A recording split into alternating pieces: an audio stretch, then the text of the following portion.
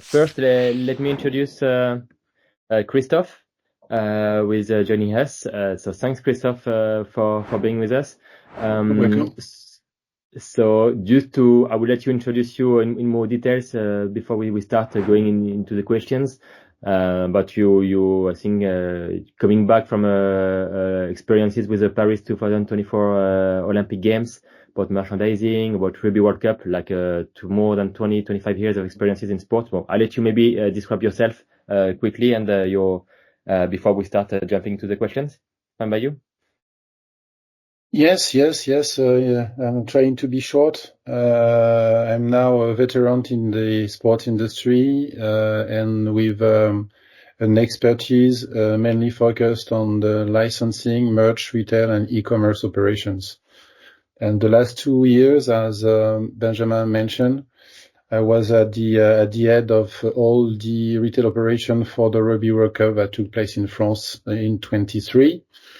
So we were talking about almost 50 stores across the country, a big mega store in Place de la Concorde in the center of Paris, and for consolidated turnover of 20 millions in 3 months of operations during the competition.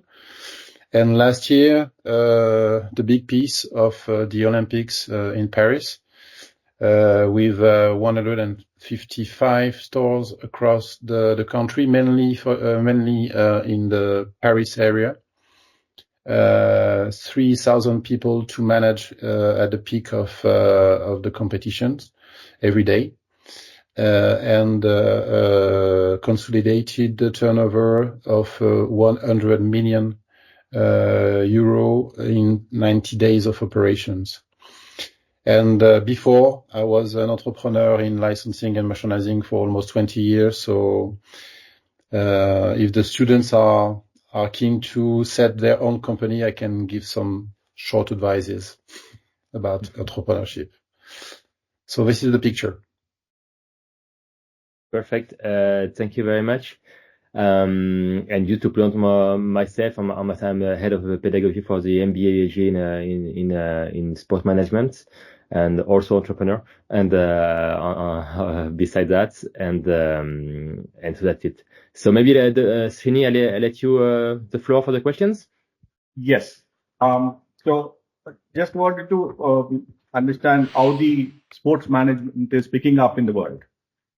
Beyond the regular sports scenario in the colleges, and now the business of sports is moving forward. Yeah. So how the sport business is moving forward? I can start answer, and after Christophe, I'll let you complete. I think it's moving fast as usual in the sport industry. It's if we look over the last 10 years and how it's moving now, we saw like big events. There's the different parts in the sport industry, but if you look at the big events, it was a multiplication of big events, and because it's a proven that sport is something that can gather people, which have like they can really like make all people together, and also forget all kind of differences that you can get in a in a country or in a continent. It's quite unique in the way that it can gather people. So we can see that events, the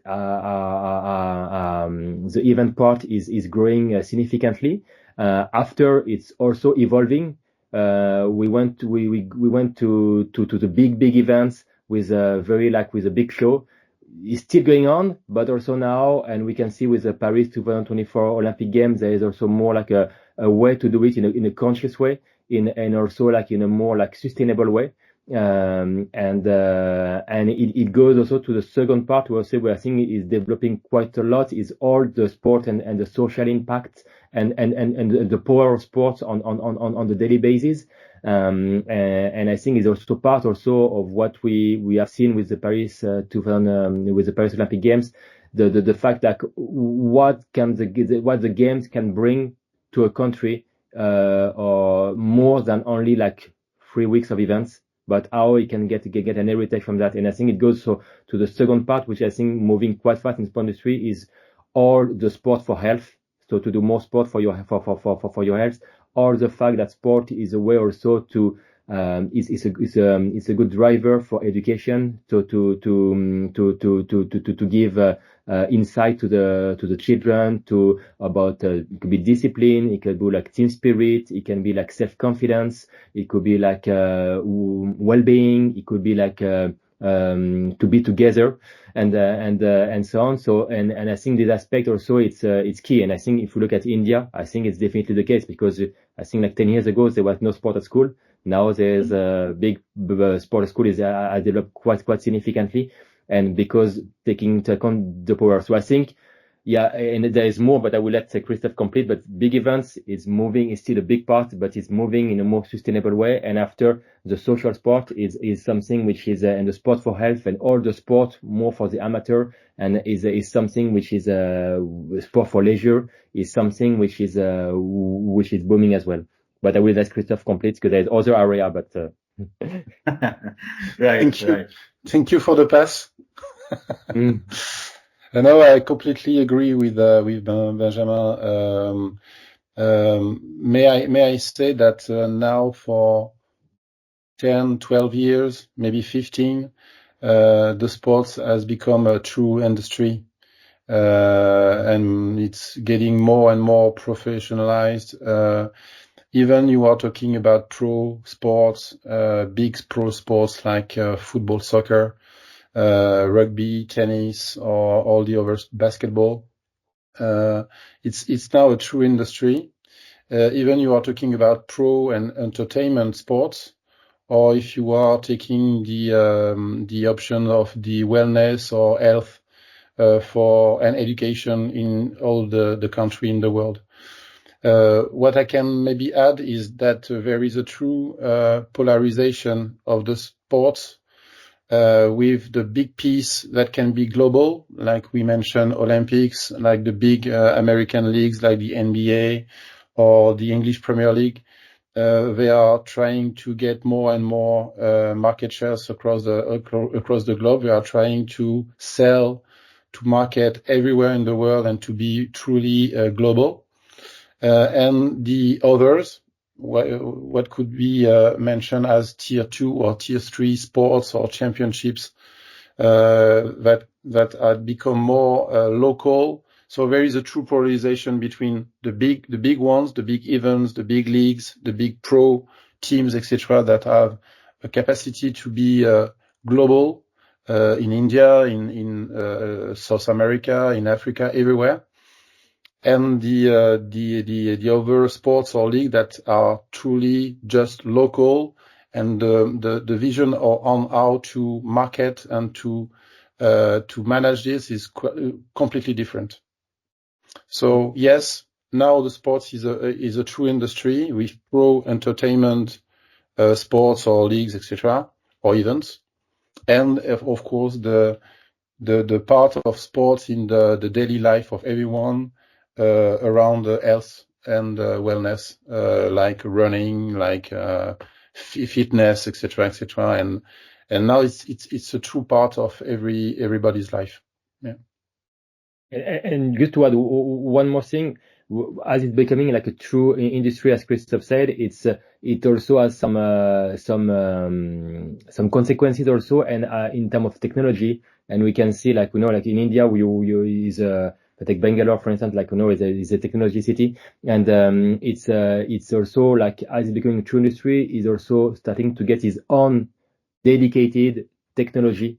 So it could be like basic thing for app for running, but it could be also like CRM tools for clubs. It could be like data analysis, data tools for artificial intelligence. Yeah, exactly. All that is also like dedicated to sport, and it's also a sign that the industry is booming. And also, like, there's still a lot of opportunities, a lot of things to create also. Yes, and just to add, not the final word, but just to add something, Benjamin, we have seen a different appreciation of the way people are consuming sport. and the habits have changed. The old generation are always going to the events, attending to the games on the stadiums, etc. But now the younger population, what we call the X, Z, etc., the new generation are more keen to consume through what mentioned Benjamin, digital tools. It could be NFTs, it could be digital, it could be just watching the games with just highlights and not watching the games full games on TV. And so we need to be adapted to these changes, because the way the future consumers will approach sports is really, really different than the old style. So not be just focused on filling your stadiums. This is just a small piece, and maybe be more digital focused and the way to extend the potential of the sports, or the clubs, or the leagues, etc. You are mute, Srini. And just to talk a little bit on the sports tourism, how it's developing, and where it can lead, and how it can become one of the biggest situation in the world.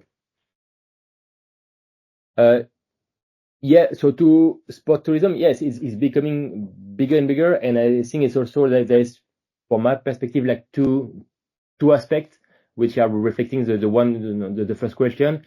The first one is linked to the events, which is driving people to go to see a match abroad, it's like a soccer, to go to big events, and we can see now is part of the is becoming like a big part of the sport tourism economy, and that is definitely like a big part, and we see it more and more also in the habits of people to move to go to an event. We saw it also with Qatar for the last World Cup and so on. That is definitely big, and there is also another part which is developing very significantly, is also like all about like the per sport, so more niche sports. For instance, I could mention the example of the golf in Qatar, which is bringing a lot of people to Qatar, and which is one of the main sports in terms of bringing sport tourism. Is less flashy than the World Cup, for instance, but is very efficient in terms of bringing like people choosing Qatar as a tourism destination to play golf. Also, if we go also like for the running, we can see like running, for instance, is developing a lot in terms of tourism, and people going to make some running or trek or trail and also on in the different area. And it could be like so more people are searching for unique course and unique race, and we can see is a big path in terms of also development of the sport tourism. Even the Gulf, it's investing heavily on sports nowadays. Sorry, I didn't get it. The Gulf countries, they are investing heavily on sports. That's yes. Christophe, you want to take this one or? No, you can start, and I will rebound. No, yeah, they definitely the Gulf countries they are reinvesting into sport, and we can see also through that the power of sports in terms of diplomacy. And for example, if you take the side of Qatar, is a very small country in terms of population, in terms of size, but they got like thanks to sport like international position, which is bigger than the size of the country or even the wealth of the country. So it's I think it's and that the power of sport and using as a way to influence, to be also like for them in terms of image, in terms of position in the different organization, but also in terms of image, where also, if I take the example of the last World Cup, there were many complaints about Qatar, about the way they manage the organization of the World Cup. But when the World Cup come to happen, people are only talking about the event, the fact is well organized, and it helps also in changing the perception of the country. And that is also the power of sport, and Saudi Arabia in the same way. And Saudi Arabia is using the same way, using esport as well as part of the sport. And if I had one thing about Saudi Arabia also, which is different, it's Saudi Arabia also is trying to develop a lot sports as the second part, so not the big event, but the sport for the youth and especially the women actually. And they try to develop a lot all the fitness center to train a lot of coaches and to develop really like local sport as well. And so not only as Christophe mentioned, the local sport on top of the big events, and they are really on this philosophy. So yeah, they are investing, and I think the good thing is like they keep investing. So it means that they are quite happy, I guess, about the return they get from it. Yes. There is a lot of experience, the viewing experience being changed today by the sports industry. If you look at everything is available at the fingertips today. Real-time analysis has been there. While you're watching the sports event, the real-time analysis at the fingertips. This advanced viewing experience is across the world today, right? So this is another increased potential for students to be available, or a potential for our students to earn in advanced viewing environment. So this is going to be the future of the viewing experience. This being the case, and how best the future of the world going to look different compared to today? Ooh, what a question. Maybe I can just jump and start, and you probably is it connected to the AI coming into the picture, or exactly? This is just what I mentioned previously. The way the sport is consumed before is not the same as it will be in the future. More and more, the sport is digitalized, needs some data analysis. People are just asking for having more analytics through the games, numbers of rebound, numbers of scoring, numbers of everything, because this is the way they want to consume sports. They want to have all the information to maybe to play, just to play, or just to have the information to bet or whatever. So the old-fashioned sport is not over. Now it's over. Just thinking sport by having more and more people in the stadium, selling more merchandise, etc. This is over. Now everyone and the new generation, and everyone, not only the new generation, needs more data to select. They can jump to in a Liverpool Manchester game, and at the same time watching an NBA game on their mobile phone, trying to get to capture all the data, etc., and to play. This is the way they will consume. So yes, definitively digital world, and you can mention big data or artificial intelligence will be very, very predominant in the future. And I think this is truly an advantage that can take India, because you are so well educated. This is what I said every time to Benjamin. When I did some lecture in India, I was really, really impressed by your level of mathematics. You have a mathematic mindset. So I think you have truly an advantage for the future to engage this kind of future, digital future in the sports industry. And you can take a real advantage with that. Yes.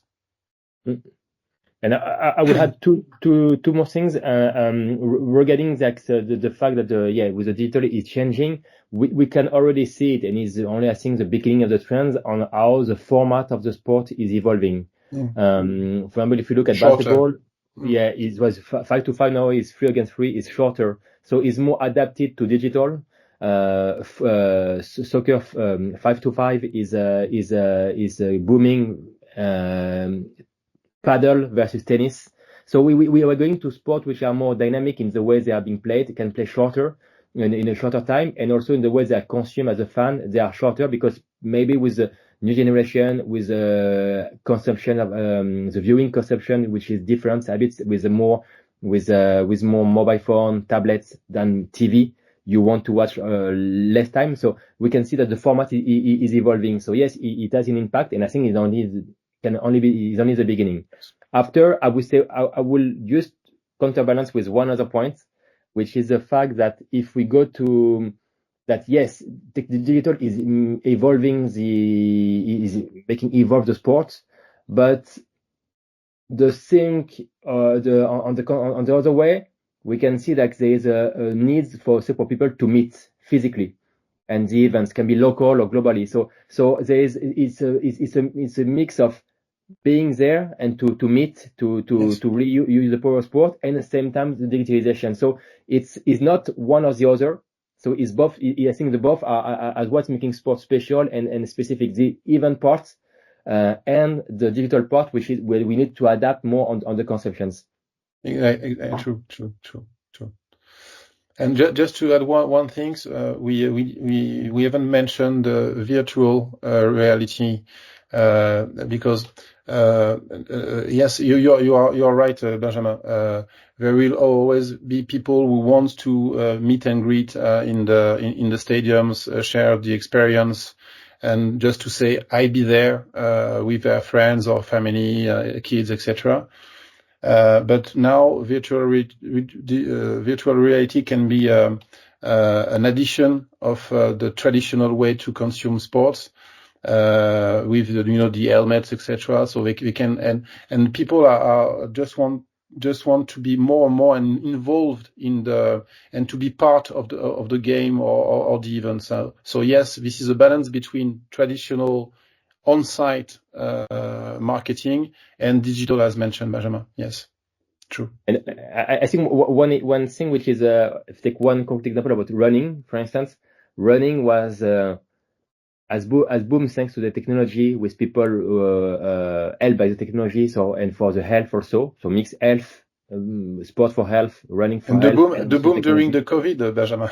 Yeah, exactly. Boom during the COVID, so people get practice and so on. And after the technology, the fact to get application and so on is booming, and you get, like, for example, like Strava, which is a big running platform, social platform. As mentioned, Christophe, is more like his virtual platform. But in the same time, over the last 2 years, we can see that the social club, so physical club, people meeting to run, is booming as well. So we can see like it's both the virtual groups and the physical group are growing accordingly. Yes, while it is growing across the world, India also focusing more on the sports market. In fact, if I look at the sports budget, last year it was about 3,442 crores to boost the Indian sports sector. Of course, the market size in India is big now. It was about 142 billion rupees, according to analysis from the Deloitte. Indian sports market is going to touch about $100 billion from $27 billion. So that's going to be a really, really huge jump, which is going to happen in the near future. Of course, a lot of administrations, sports administrations, like Ministry of Youth Affairs and Sports or Sports Authority of India, National Sports Federation, they're all concentrating more on the sports in the near future. So is this happening in a similar way across the world, or in Paris, or? Yeah. On that, in France, yes, and overall, we can see that there is a big. Today, the reality, if you look, India is the same. Is like there is more and more youth, and the question also, we know that a system of school sometimes is complicated to manage of the kids, and now I think in terms of public ministry vision, public vision, state visions, sport is being identified as a solutions is part of the education and it's part of the process to occupy also the youth. And today, the vision about, I think, and from what I know, is the same in India, in the same in the different world. It's also like if you spend money in sports, you get a return on investment, because by spending less in healthcare, by spending less in I would say like in all about like police and so on, because you get like people occupied and so on. Criminality, I would say, you bring less criminality. It could get people which are like in better well-being. And so I think and there's many other factors, but I think it's in the state part, it is a way they perceive sport as a solutions to, and the solution is not only like a nice to have, but a solution that will make increase the satisfaction of the population, and especially the youth, and also decrease some other costs. So I think like sport is not only like a leisure and something which is I would say like cherry on the cake. Now I think on the state in France, it's like that, is more something which is identified as a proven solutions, I would say. Yep. Christophe, one more question. I mean, it's just how is the social development happening? How is the sports contributing to the social development? Is it having any impact on the social development part? Sports and social development? How do you mean by social development, Srini? Meaning the growth rate of the individual contributing to the sports. Or for example, if MBA is a student, are they going to transform themselves from just a sports student into a big player, or like big, what I can say, big entrepreneur who can become an entrepreneur and contribute to the world?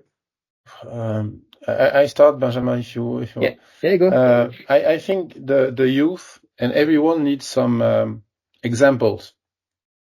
You need a star player to have the will to, maybe I can do that. Maybe I can become this player if I play hard, if I train hard, etc., etc. So I think our societies, India, France, everywhere, we need some examples. In France, we have football players, we have swimmers, we have rugby players, we have tennis players, etc. In India, I'm sure you have a lot of cricket players everywhere. And for the youth, this is the example for youth that I want to, how they succeeded. Can I do the same? How hard I need to train, how hard I need to play to have this level of competition and to be a star, and to make proud all my family, or my close one. So yes, I think this is the social contribution of sports for the elevation of the youth is coming from the examples,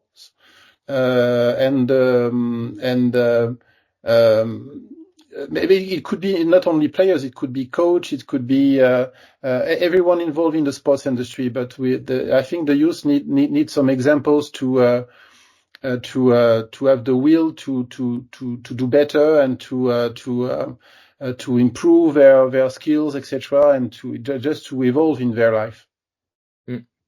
And just to add on that, it's I think like if I look at Indian sport industry, which is still at the beginning, I would say it's growing very fast, and there's a good base, but there is a lot of possibility. I think that it's if I caricature a bit, think you have the people who take the decisions on the state, on the public state, and you have the sport athletes.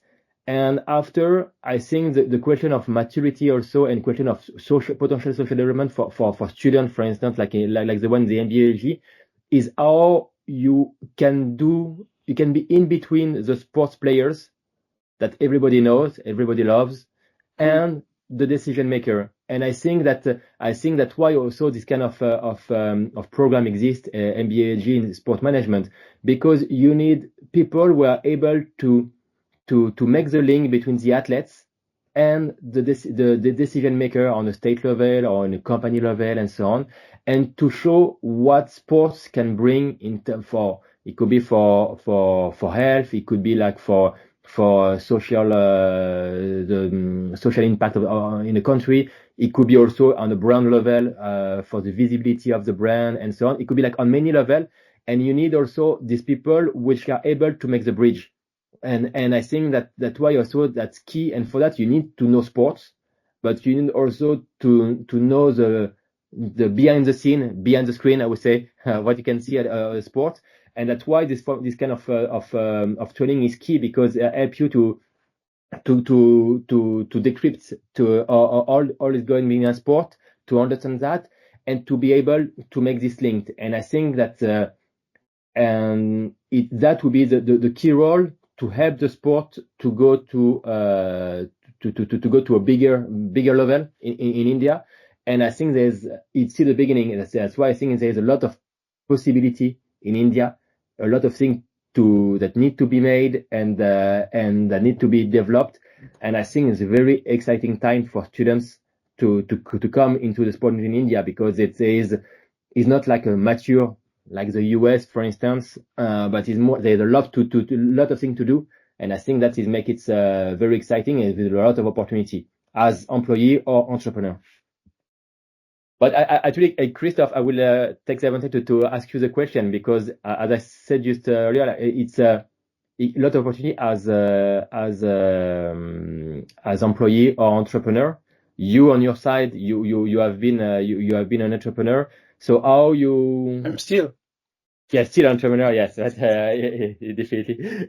How you also can you think maybe the mindset, how you build something based on needs identify, and how you answer to the needs? To try to be short, sports, like every other business sectors, if you want to set your own company or to do something on the market, you need to identify, as you mentioned, how you can be different to what is currently existing. So this is an easy word, but to try to be disruptive. How my offer on the market can be different to what is existing on the market currently. For my experience, when I started my first business a long time ago, and that could be the same in India for the one who wants to set their own companies. In France, 25 years ago, there was nothing around licensing or merchandising. When I first met the teams, pro teams or the pro leagues on the market, they thought that merchandising was just for the Americans.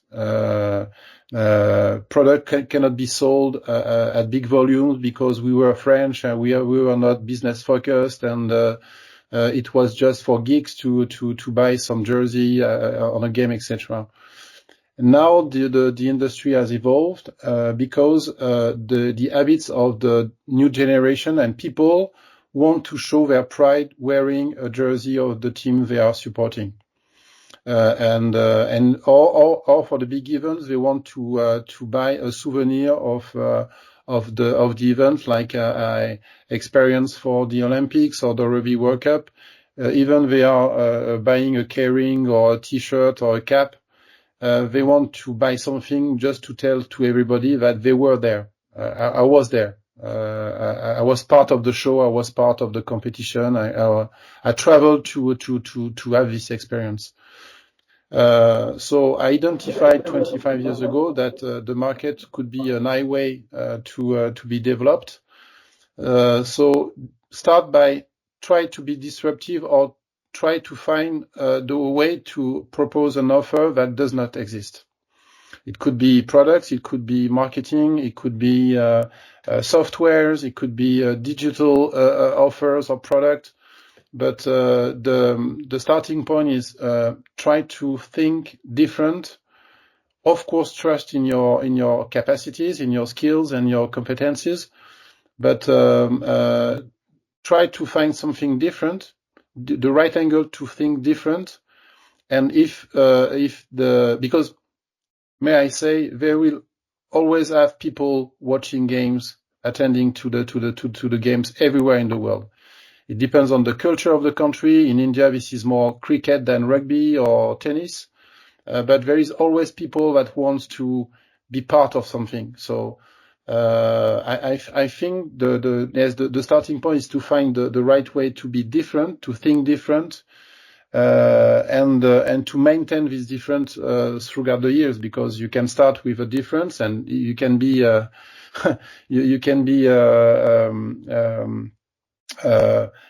catched by your new competitors or new players on the market. You just need to try to maintain your level of expectations for the people, and to try not be the best, but try always to be the best on the market. And after, this is just this is like every other business sector. If you are good, if you are delivering good, if you are satisfying your consumers or clubs, etc., normally this is a way to success.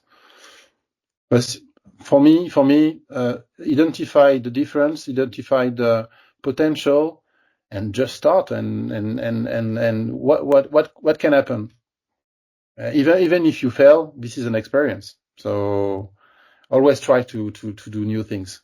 And you have a nice way in India. You have a nice way, because, as mentioned, Benjamin, you are not at the starting point, but you understood that sports can be something in your country, and your country is more a continent than a country, so with a lot of people. So I can imagine that the market is just stratospheric. True. There's a lot of job opportunities also in different field in sports. What we come across with a standard, the placement support team with us, we had a lot of manpower needs in different sectors in India: sports marketing, sports sponsorship, match day operation, venue operation, hospitality, ticketing, ground staff. Name a few. I mean, including the communication and social media management, photography. A lot of activities. A lot of our MBA students were, given the opportunity to be part of this sports scenario or the sports landscape. Video analytics was a major hit. In fact, merchandising, goods procurement, player management was also looked into, including the ground level management. Of course, there's a lot of scope for sports education, sports research, etc. MBA ESG has evolved in the right direction in India, giving this opportunity for our students, and also, ensuring that our students are placed in the right direction, in the right place. May I just add something, Srini? I think the future of India, the next step for India, is not just to be a market for the others, like the NBA coming to market and to sell more, or the other big leagues in the world, because India has been identified as a big market because of the population, etc. So the next step for the Indians should be not to be the market for the others, but the market for yourself. So for your own sports, for your own infrastructures, for your own culture sports, and to develop your own solutions, your own way to work, and not to be just an anchor for the English Premier League or the NBA. Yeah. And also, like, to complete on that, that's true. Like, our vision regarding the NBA, so the NBA, not the NBA, so the National Basketball Association. The NBA is to get is also like to get it done, to get to launch your own league, your own grassroots events, and so on. What is key is the know-how. So the knowledge is one thing, but the know-how is very key in order to make it happen. Because I think we all went to an event, and we know that it's all depend on details, on how it is executed, and all the know-how is very key. And that's why we all the approach and about like about the MBA ESG is to get like to focus to get professionals which are like coming from the sport industry, which are currently working in the sport industry. We are focusing on the know-how more than the theoretical knowledge, and so to give pragmatic and after to be able to make a concrete impact in the sport industry. And yeah, we really believe in that. And I think, and I fully agree with what Christophe said. I think there are a lot of things to. That's why we also talk about the entrepreneur to launch in India, and we can see like the few initiatives which have been launched in India are working very well. And there is so it could be like on a league level, it could be on the grassroots, it could be like on the local events, it could be like on the local running event. There's a lot of events to be a lot of projects more than events, like initiative. And I think it's only at the beginning, so it's very exciting time for students in the MBA. Very true. In fact, to rightly put it across, as we work on students' life skills, digital skills, and we also focus on the sustainability part, innovation, entrepreneurship, or active citizenship, or NGO projects. We ensure that the students have this French pedagogy, international faculty exchange, the Indian students I'm talking about, industrial immersion program, international immersion program, industry experts and the CXOs masterclasses regularly happening, field visits to give an offline, not just the classroom experience, but the offline experience. Also with the dedicated placements team, we ensure that our MBA students going to be the best in this world. Definitely. Right. Fantastic, Benjamin and Christophe. Any closing statement from my side? On my side, I can just say, like, I think, yeah, I say it's very exciting time for students in the sport management. I also think that what we can see over the first batches in the MBA in India, but also like in different countries, is like when you got like the good educational background and a sports know-how, it's a good way to evolve also quite quickly in the sport industry. And I think it's I think it's quite key because today in the sport industry, there are some people which are specialized in sport, but also many people which are not sport specialized, which are with a background which is not taking sport, which are passionate about sport, but you don't know the know-how and they're gonna the professional background. And I think if what we have seen, if you come with a good background plus a passion for sport, of course, but also a good training dedicated to sport like the MBA, it offers the possibility to grow quickly because you get a 360 degrees I would say like capacity and I say it's up to evolve quickly. And I think that also the good thing with sport, I think, is one of the industry where you have potential of growth quite quickly. And the last point, which is also key, and I think it's is important. We know that work takes at least 8 hours per day, roughly. It's a long time. So, and I think that the choice that Christophe and I we made is like working with your passion. We are all passionate about sport, and I think if you can combine your work and your passion, is something that you are not working, you are always on vacation. Exactly. It's always pleasure, and that is something key also in terms of the way you see your future. Is the work with your passion is something which has a great value. Thank you so much. May I add something around? Yes, most welcome. Yes, I'm expecting that from you. Okay. And just the advantage that the ESG program has compared to some others is that you get the chance to share experiences with true professionals on the market.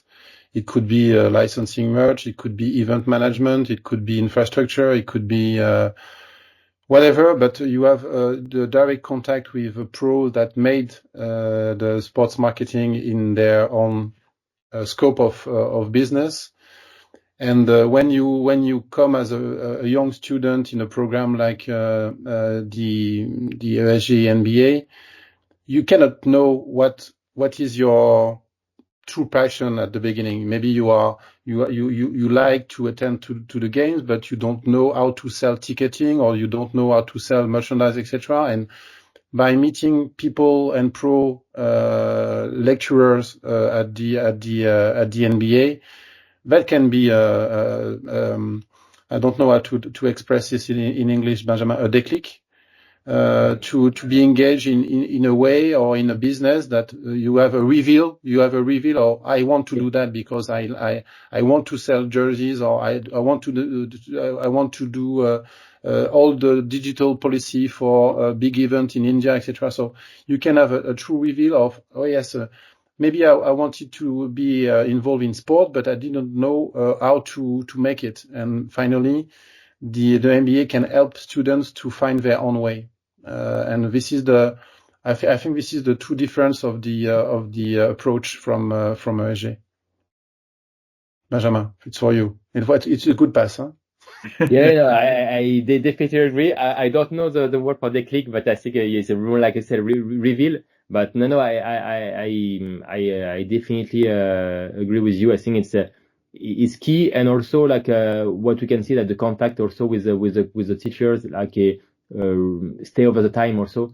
So it goes over the MBA, so they create some exchange, and that also it's part also is starting to be part of a community, to community of sport experts, and yeah, and as Christophe said, like, yeah, to get the talk with true professionals, yeah, it's not something you can get maybe in other formation or in other training program, where you get more with people which are more pure faculties. So that's also like the specificity of the sport. So I think it's quite it's quite unique, and I think it's a significant advantage. Absolutely. Right. Thank you very much for the wonderful time and discussions and the key input what you gave on the sports management and MBA ESG, and the support what the students can get moving forward in our institute as well as the world, where they can pitch in and where they can go beyond their actual thought processes. Fantastic. Thank you so much for being with me today. Thank you for the invite. Thank you. Bye. Thank you very much. Thank you. Thank you. Bye. Bye.